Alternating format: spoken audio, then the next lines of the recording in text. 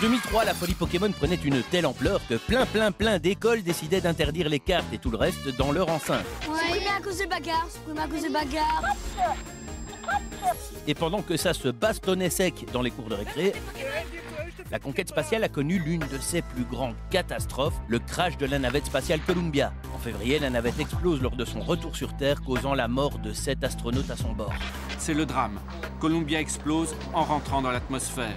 Dans le ciel, elle trace une longue traînée lumineuse comme une météorite.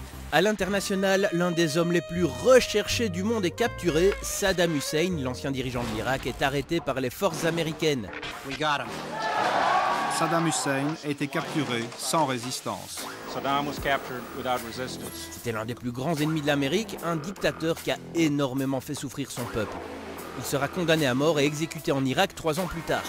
De son côté, en 2003, la Belgique fait un grand pas pour l'égalité en légalisant le mariage homosexuel. 2 personnes de même sexe peuvent enfin s'unir officiellement, une avancée majeure pour les droits LGBTQIA+. Et pour ceux qui ont souhaité se marier à l'été 2003, il aura fait chaud, il aura fait très chaud, il aura fait trop chaud. C'est pas pour rien qu'on l'a baptisé l'été infernal. Une canicule frappe l'Europe et si certains en profitent pour bronzer en bord de Meuse, c'est un très joli string, pépère. À côté de ça, d'autres souffrent. Des températures extrêmes provoquent plus de 70 000 décès en Europe, surtout chez les personnes âgées. C'est une des premières grandes alertes frappées du sigle du réchauffement climatique. Mais la chaleur n'aura pas empêché le tennis belge d'entrer dans son âge d'or. En juin, Justine Hénin remporte Roland-Garros à 21 ans à peine. Je voudrais dédier cette victoire à ma maman qui veille sur moi depuis le paradis. J'espère qu'elle était très fière de moi, maman. On t'aime, Justine! Elle réalise son rêve d'enfant et quelques semaines plus tard, Kim Clijsters devient numéro 1 mondial en août. La Belgique est au sommet du tennis féminin. Depuis quelques semaines, je suis déjà numéro 1 mondial en double. Maintenant, je le suis aussi en simple. C'est un sentiment vraiment spécial. Et pendant que des stars naissaient, d'autres se retiraient.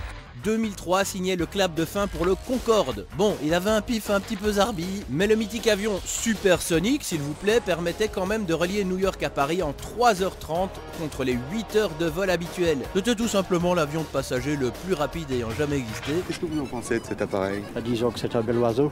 C'est un bel avion, hein. Pas très rentable seulement car il consommait trop de carburant. Ouh qu'il était gourmand. Bref, pour t'expliquer les catastrophes comme les exploits, on était et on sera toujours là.